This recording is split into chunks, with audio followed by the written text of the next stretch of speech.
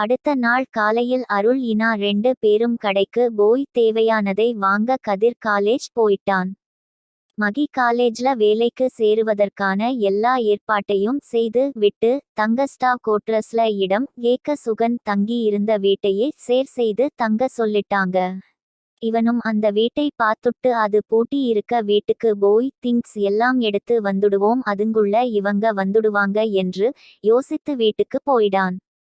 சுகன் அவனுக்கு தேவையானதை வாங்கிட்டு வரும் போது முகிழனி காலேஜை கட் அடித்து விட்டு பிரண்ட்ஸ் கூட ஐஸ்கிரீம் சாப்பிட்டு விட்டு வரும் போது ஒரு திருடன் இவனுடைய பையை பிடுங்கி கொண்டு ஓட இவளும் அவனை துரத்தி பிடித்து பையை வாங்கி கொண்டு அவனிடம், எதுக்காக என்னோட பையை எடுத்த? திருடன், பசிக்குதுமா, வீட்டுல புள்ள பசியில இருக்கு, எங்கேயும் வேலை கொடுக்க மாட்டிங்கிறாங்க கொடுக்க மாட்டிங்கிறாங்க. முகிழனி, நீ என்ன பண்ணுன, ஏன் வேலை கொடுக்க? திருடன், என்ன பார்த்தா ரவுடி மாதிரி தெரியுதுன்னு யாரும்? முகிழனி, நீயும் அதை தான பண்ணு. சரி சரி, வேலை கொடுத்தா செய்வியா? திருடன், கண்டிப்பா செய்யறம்மா. முகிழனி, சரி போய் உன்னோட குழந்தை மனைவி எல்லாரையும் கூட்டிட்டு வா, நீ வரவரைக்கும் நான் இங்கேயே இருப்பேன் போ. திருடன், சரிங்கம்மா, வேலை. முகிழனி, போய் அவங்கள கூட்டிட்டு வா, அப்ப தான் வேலை தருவேனாமா. உன்னோட பேரு என்ன? நட்சத்திரக்குறி. காளிம்மா பொண்டாட்டி பேரு லட்சுமி, பொண்ணு பேரு அமுதா. முகிழனி, சரி போய் சீக்கிரம் கூட்டிட்டு வா, நான் இங்கேயே இருக்கேன். அவன் போனதும் முகிழனி அங்கு இருந்த பென்சில் உட்கார்ந்து வேடிக்கை பார்க்க அவளையே நம்ம ககன் பார்த்துட்டு இருந்தான். என்னமோ தெரியல, இவளை பார்த்த உடன் அவனுக்கு ஒரு பீல். அதனால அவளோட பாதுகாப்புக்காக அவனும் ஒரு இடத்தில் உட்கார்ந்து இவளை பார்த்து கொண்டே இருந்தான். அரை மணி நேரம் கழித்து அந்த காளி அவனுடைய குடும்பத்தை அழைத்து கொண்டு வர இவள் அவர்களையும் அழைத்து கொண்டு வீட்டுக்கு போயிடா. சுகன் ரொம்ப ஈஸியா எல்லாரையும் நம்பிடுவா போலவே என்று யோசித்து கொண்டே வீட்டுக்கு போயிடான். இவன் போகவும் மகி வரவும் சரியாக இருந்தது. மகி இவனிடம் இன்ட்ரோ கொடுத்து உள்ளே செல்ல, அப்பொழுது ஒரு அம்மா வர சுகன் மகியை அழைத்து, இவர்கள் தான் சமையலுக்கு இருக்கிறவங்க என்று கூற அவனும் சரி, அவங்க சேலரிய 2 பேரும் பாதி பாதி கொடுக்கலாம் என்று முடிவு செய்து விட்டு உள்ளே சென்று பிரசாய்டு வர கொஞ்ச நேரம் பேசிட்டு சாப்பிட்டு தூங்கிட்டாங்க 2 பேரும். பேரு, படிப்பு, அவர்கள் கல்லூரி காலம், இதை பற்றி தான் பேசினார்கள். நமது நாயகிகள் வெளியில் கற்றி தேவையான அளவு பொருட்களை வாங்கி அவரோட அப்பாவிடம் கேட்டு அருள் மற்றும் இளாவிற்கு ஸ்கூட்டியும் கதிர்க்கு பைக்கும் வாங்கி இன்றே ரிஜிஸ்டர் முடித்து கொண்டு வந்து வீட்டின் முன் நிறுத்திவிட்டார்கள். இரவு சமைத்து சாப்பிட்டு விட்டு கொஞ்சம் நேரம் வீட்டுல பேசிட்டு தூங்கிட்டாங்க. முகிழனி அழைத்து சென்ற குடும்பத்தை வசந்தி அவர்களுக்கு ஏற்ற வேலையில் அமர்த்தி விட்டார். அடுத்த அனைவரும் கிளம்பி காலேஜ் சென்று ஒவ்வொருவருக்கும் அறிமுகம் செய்து கொண்டு மாணவர்களையும் சந்தித்து பேசுவது என இப்படியே அந்த வாரமும் சென்றது. அந்த வாரம் இளா, அருள், கதிர் 3 பேருமே வீட்டுக்கு வரவில்லை என்று சொல்லிவிட்டு படம், ஷாப்பிங், பார்க் என சுற்றி நிறைந்த பொழுதை கழித்தனர். ஆனால் ஞாயிற்றுக்கிழமை காலை நேரத்தில் இளா வீட்டின் காலிங் பெல் அடிக்க சுமதி சென்று கதவை திறந்து பார்க்க 26 வயது இளைஞன் ஒருவன் நின்று இருந்தான். கண்களில் ஒரு வெறுப்புடன், முகத்தில் அலட்சிய பாவத்துடன் ஏதோ குற்றவாளியை பார்ப்பது போல இருந்தது. சுமதி, யாரு வேணும்? அவன், என்னோட பேரு ஆதவன், இளங்கோவன். இருக்காங்களா? சுமதி, உள்ள வாப்பா, அவரு இருக்காரு, கூப்பிடுறேன். சுமதி இளங்கோவை அழைக்க அவரும் வந்து விசாரிக்க, ஆதவன், நான் உங்களோடது அண்ணா பையன், பாட்டி உங்கள பார்க்கணும் அப்படின்னு ஆசை படுறாங்க, அப்பா கூட்டிட்டு வர சொன்னாங்க. இளங்கோ, நாங்க இங்க இருக்கறது உங்களுக்கு எப்படி தெரியும்? ஆதவன், உங்க பிரண்டு கிட்ட கேட்டு தெரிஞ்சுக்கிட்டு தான் நான் வந்தேன். இளங்கோ அவனுடைய முகத்தை ஆராய அதில் இருந்து ஒன்னும் கண்டுபிடிக்க முடியவில்லை. பையன் ரொம்ப அழுத்தகாரன் போலவே என யோசித்து, சரிப்பா, எனக்கு இங்க கொஞ்சம் வேலை இருக்கு, அதை செட்டில் பண்ணிட்டு குணாவும். ஆதவன், இல்ல, எனக்கு கொஞ்சம் வெளியில் ஒரு வாரத்திற்கு வேலை இருக்கு, அத முடிச்சிட்டு கிளம்பி போலாம். அது வரைக்கும் நான் இங்கேயே தங்கிக்கலாமா? இளங்கோ, சரி, இங்கேயே தங்கிக்கோ, உன்னோட வேலை முடிஞ்ச உடனே போலாம். ஆதவன், என்ன ஒரு ஆர்வமே இல்லாம இருக்காங்க பாட்டி, என்னமோ அப்படி பாசமா இருப்பான், இப்படி இருப்பான் அப்படின்னு சொன்னாங்க என்று யோசிக்க. இளங்கோ, சுமதி, பசங்க ரூமுக்கு அடுத்த ரூமை ரெடி பண்ணி குடு. சுமதி: சரிங்க, ஏதோ மீட்டிங் இருக்குன்னு சொன்னீங்க, போகல இளங்கோ. இருக்கு, சாப்பாடு எடுத்து வை. ஆதவன்: வா, சாப்பிடலாம். ஆதவன்: சரி. அந்த வீடு 3 அடுக்கு கொண்டது. முதல் தளம் சமையல் அறை, அதோடு 4 அறை வித் அட்டாச்டு பாத்ரூம். இரண்டாவது தளமும் அதே போல இருக்கும், ஆனால் அறை எல்லாம் கொஞ்சம் வித்தியாசமாக இருக்கும். உள்ளே ரகசிய அறையும் இருக்கு. மூன்றாவது தளம் முழுவதும் ஜிம், அதோடு ஒரு அறை பால்கனி போன்ற அமைப்புடன் கூடிய ஸ்விம்மிங் பூல் இருக்கும். ஆதவன் சாப்பிட்டு கொண்டே வீட்டை அளவிட நவீன கலை நயத்துடன் மிகவும் அழகாக இருந்தது. அவர்களின் பணச்செழிப்பையும் பறைசாற்றியது. ஆதவனின் மனதில் ஒரு பிரமிப்பு உண்டானது. தான் தாத்தா அப்பா சொத்தை பராமரிக்க இவரோ தனியே இவ்வளவு அழகாக சுயமாக சம்பாதித்து வாழ்கிறார் என்று ஒரு மதிப்பும் உருவானது. தான் இவரை பற்றி கணித்தது தவறோ என யோசித்தான். ஆனால் வெளியில் கூறவில்லை. அந்த பிரமிப்பினூடே: ஆதவன்: உங்கள் சித்தப்பான்னு கூப்பிடலாமா இளங்கோ? தாராளமாக கூப்பிடு, நான் உன்னோட சித்தப்பா தான். ஆதவன்: சரி, உங்கள் பசங்க? இளங்கோ: அவங்க காலேஜ் போறாங்க, இந்த அடுத்த வாரம் வீட்டுக்கு வருவாங்க. ஆதவன்: ஓ சரி. இளங்கோ: சரி, நான் கிளம்புறேன் கமி, இவனை பாத்துக்க. சுமதி வாசல் வரை சென்று வழி அனுப்பி வைத்தார். இவரும் சாப்பிட்டு விட்டு ஆதவனை அழைத்து கொண்டு மேலே அவனுக்கு ஒதுக்கிய அறைக்கு செல்ல, அப்பொழுது அருள் கால் பண்ண. சுமதி: சொல்லு அருள், சாட்டிங்களா? எங்க இருக்கீங்க இளா?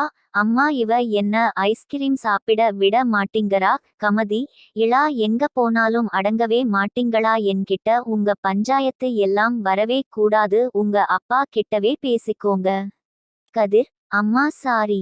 கமதி: உன்னோட சாரிய நீயே வெச்சிக்கோ. கதிர்: போன வைங்க, ஏதாவது ப்ராபளம் அப்படின்னு கால் பண்ணிராதீங்க, சாப்பாத்தி கட்டை உடையும். அருள்: அம்மா சாமி, எங்க காளியாத்தா பாய் என்று அழைப்பை துண்டித்து விட்டனர். இவர்கள் செல்ல சண்டையை ஒரு ஜோடி கண்கள் ரசித்து பார்த்து கொண்டே இருந்தது. ஆதவன்: என்ன ஆச்சி, எனி ப்ராபளம்? கமதி: ஒன்னும் இல்லப்பா, அவங்க அப்படி தான் அடங்கவே அடங்காதுங்க, சரியான வாலில்லா குரங்குங்க. நீ ரெஸ்ட் எடு, அவரு வந்தா கூப்பிடுறேன். உனக்கு வேலை இருந்தாலும் செய்ப்பா. ஆதவன்: சரி, என்னோட வேலை எல்லாம் நாளைக்கு தான். கமதி: சரிப்பா, ஏதாவது வேணும்னா கீழே இருப்பேன், கூப்பிடு என்று கூறிவிட்டு கீழே போய் அவங்க ஆபீஸ் ஒர்க் கொஞ்சம் இருந்ததை முடிக்க லேட்டா முன்னாடி உட்கார்ந்து விட்டார். இவங்க ஒரு பங்க்ஷன் ஆர்கனைசிங் கம்பெனி வைத்து நடத்தி வருகின்றனர். அதில் வீட்டில் உள்ள 5 பேருமே ஒவ்வொரு பதவியில் உள்ளனர். பசங்க பள்ளி படிப்பு முடித்ததுமே இதில் ஒரு வேலைய கொடுத்து வாழ்க்கையில் எல்லா வேலைகளையும் ஒரே சமயத்தில் எப்படி செய்வது என்பதை கற்றுக் கொடுத்துவிட்டார். அதில் வரும் சம்பளத்தில் தான் அவர்கள் கல்லூரி பீஸ் கட்ட வைத்து கயசார்பு உடையவர்களாக வளர்த்தி உள்ளார். இதில் இளங்கோ ஹெட்டாகவும் Sumathi co head, Arul stage design, Ila costume design, Kathir outside themes arranging என ஒவ்வொரு பொறுப்பில் உள்ளனர். கோயமுத்தூர் சுற்றி உள்ள அனைத்து மக்களுக்கும் இவர்கள் பங்க்ஷன் அரேஞ்ச்மெண்டில் ஒரு மயக்கம் இருக்கும். ரொம்பவும் ஃபேமஸ் ஆர்களாரிங் கம்பெனி.